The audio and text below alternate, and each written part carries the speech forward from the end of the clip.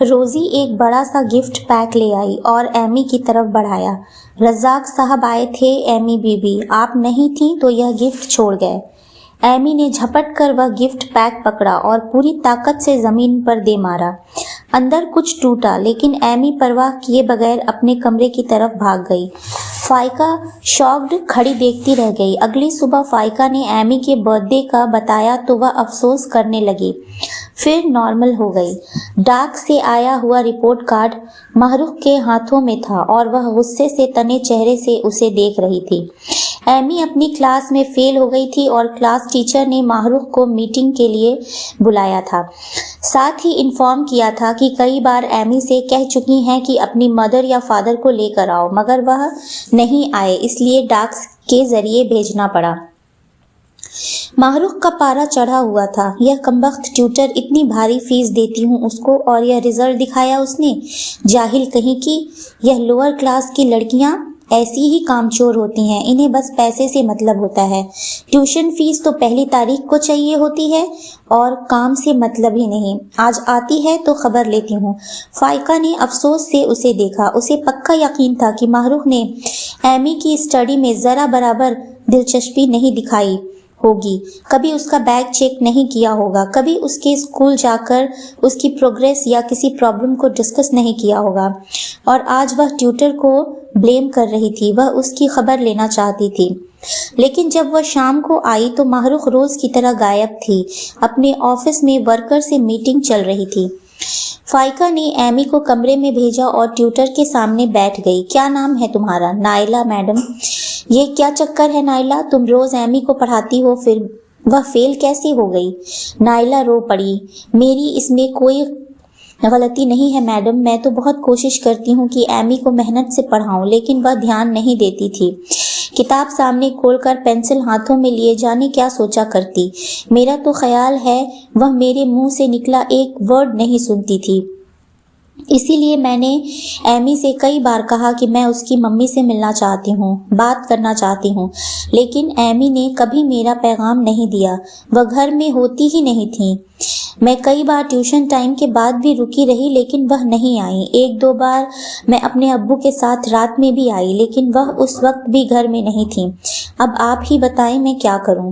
ٹھیک ہے تم جاؤ، میں ایمی کی ممی سے بات کروں گی۔ محروق اسکول گئی تو ٹیچر نے بھی یہی بتایا کہ ایمی جو ایک برائٹ اسٹوڈنٹ تھی اب بالکل بدل گئی ہے، چپ چاپ اور گھورتی رہتی ہے۔ محروق کی پریشانی بڑھ گئی، ایمی پر غصہ آنے لگا۔ آخر اس کے ساتھ مسئلہ کیا ہے؟ چاہتی کیا ہے وہ؟ ہر چیز تو اس کے پاس ہے، پھر کس بات سے وہ اتنی اداس اور ڈسٹرب رہتی ہے؟ وہ اسی سلسلے میں فائقہ سے بات کر رہی تھی کہ رزاق آ گیا۔ ہیلو بھابھی، کچھ پریشان لگ رہی ہیں، کوئی مسئلہ ہے؟ فائقہ پر ایک اچٹتی نظر ڈال کر اس نے محروق کی طرف دیکھا۔ محروق نے ساری بات اسے بتائی اور پھر رائے مانگی۔ نو پرابلم بھابھی، آپ ایمی ڈیئر کو ہمارے حوالے کر دیں، آج سے ہم اسے پڑھایا کریں گے۔ فائقہ کے سینے میں ایک شارپ سانس رک گئی۔ اس نے پریشانی سے محروق کی طرف دیکھا۔ رفیق آئیں گے تو یقیناً مجھ پر ناراض ہوں گے۔ محروق فکر مند تھی۔ میں نے کہا نا آپ فکر نہ کریں، میں ہوں نا۔ آپ تو لگتا ہے بالکل فری ہیں مسٹر رزاق، فائقہ نے طنزیہ انداز میں کہا تو محروق اور رزاق نے چونک کر اسے دیکھا۔ ہم دوستوں کے دوست ہیں میڈم فائقہ، ان کے لیے وقت اور جان دونوں دے سکتے ہیں۔ خوب، فائقہ مذاق اڑانے والے انداز میں ہنسی۔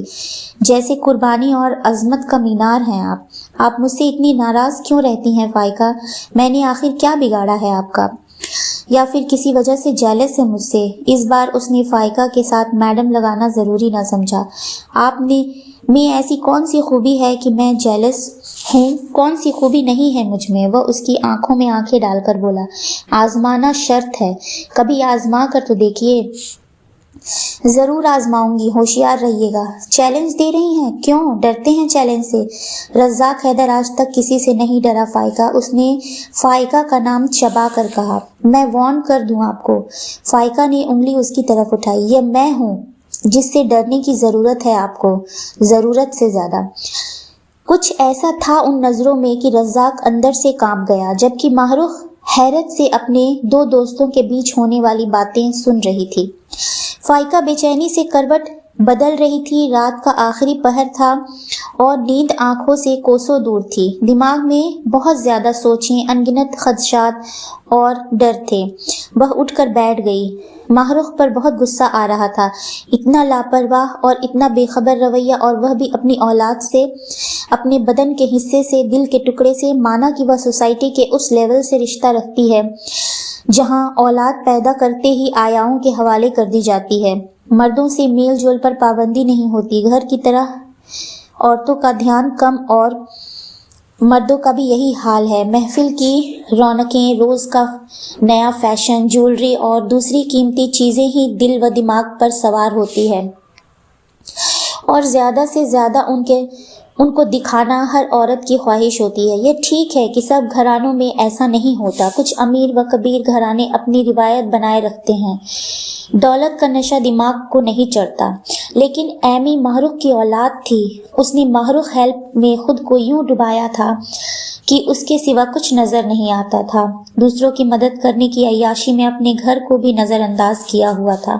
نظر میں تو شاید اس نے گھر کو کبھی رکھا ہی نہیں تھا۔ بچوں کو اپنے ماں باپ کی طرح نوکروں کے حوالے کر دیا تھا۔ ان کے کیا پرابلم ہے، کیا ضرورت ہے، اس بارے میں سوچنے کی فرصت نہیں تھی۔ اس کا سارا دھیان اپنے آرگنائزیشن اور اس سے جڑی پارٹیوں اور فنکشن پر تھا۔ فنڈ ارینجنگ کی خاطر الگ الگ لوگوں سے بات چیت کرنا، اپنی آرگنائزیشن کے لیے پیسے جمع کرنا، یہی کام رہ گیا تھا۔ کیا سچ میں ماہ رخ کو غریب عورتوں کی مدد کرنے کی آرزو تھی؟ کیا واقعی وہ غریب بچوں کی پڑھائی کے بارے میں فکر مند تھی؟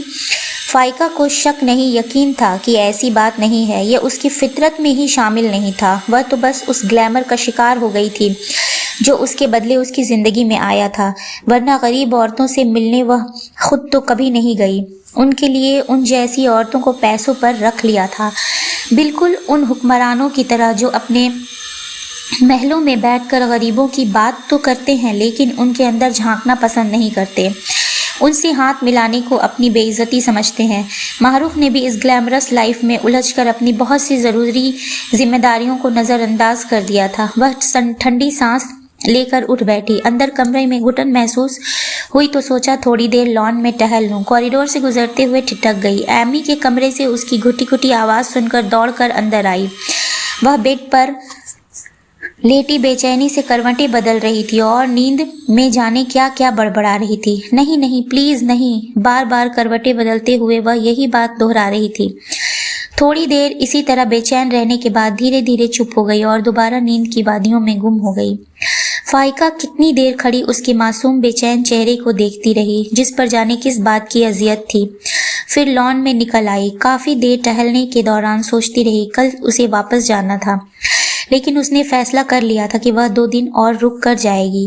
ایمی کو اس حالت میں چھوڑ کر جانا ممکن نہیں تھا۔ وہ اسے بہت پیاری ہو گئی تھی اور وہ بھی اس پر بھروسہ بھی کرنے لگی تھی، اس سے باتیں بھی کرنے لگی تھی۔ اس کے بارے میں سوچتے سوچتے نیند آنے لگی تو اندر آ گئی۔ صبح دیر تک سوتی رہی لیکن پھر بھی ماہ رخ سے بہت پہلے اٹھ گئی۔ روزی اسے چائے دینے آئی تو فائقہ نے اسے روک لیا۔ صدورہ سے زیادہ کون جان سکتا تھا کہ اس گھر میں کیا ہو رہا تھا اور ایمی کو کیا پریشانی ہے؟ نوکر ہی تو گھر کے بھیدی ہوتے ہیں۔ فائقہ نے اس سے پوچھ تاچھ کی۔ پہلے تو وہ تھوڑا ڈری اور پھر بے دھڑک سب کچھ اسے بتایا۔ ایمی سے اسے بھی پیار تھا، وہ بھی اسے خوش دیکھنا چاہتی تھی۔ روزی نے فائقہ کو جو بتایا اس سے اسے زیادہ حیرت نہیں ہوئی کیونکہ اس نے خود بھی یہی نتیجہ نکالا تھا۔ جانے سے پہلے اس نے روزی کو چند باتیں بتائیں۔